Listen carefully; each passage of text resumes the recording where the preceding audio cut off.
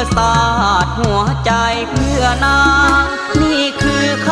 ำปฏิญาณก่อนลาตาหวานไปทำหน้าที่เป็นสายสการพันธะทุกคนต้องมีเพื่อชาติลาวได้อยู่สุขีไล่ภัยลีที่มาล่วงเกินขึ้นสู่สายแดนห่างแฟนกายตาชีวิตในวันข้างหน้าฝากไว้ที่ไกลและปลายปืนแต่ใจดวงน้อยขอฝากไว้ให้แม่ควันยืนยามไกลอยากกายเป็นอื่นอยู่แนวหลังให้สร้างผลงานเสียงปืนสนั่นมั่นคงบ่หวั่นบ่ไหวกำปืนยืนยามเหนียวไกลเกี่ยมใจพร้อมประจันบานแดดฮ้อนลมฝนสู้ทนเครื่องมันกันดานไว้ลายสายสาดทหารป้องกันชา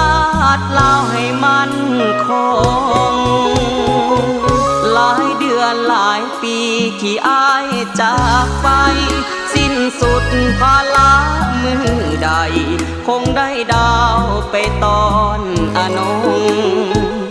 ก่อนนอนทุกคืนภาวนาให้หักมันคงอากชีวิตยังจะคงคืนมาหาแฟนของอาย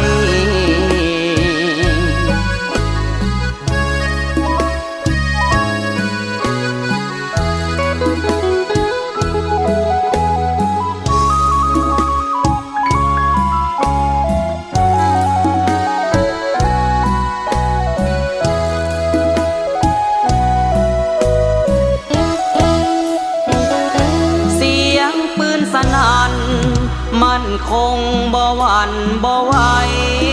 กำปืนยืนยามเหนียวไกลเกี่ยมใจพร้อมประจันบานแดดฮ้อนลมฝนสู้ทนเครื่องมันกันดานไว้ลายสายสาดทหารป้องกันชาติลาวให้มันคงหลายเดือนหลายปีที่อ้ายจากไป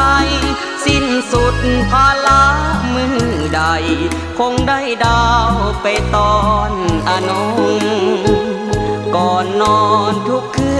นภาวนาให้หักมันคงอากชีวิตยังจะคงคืนมาหาแฟน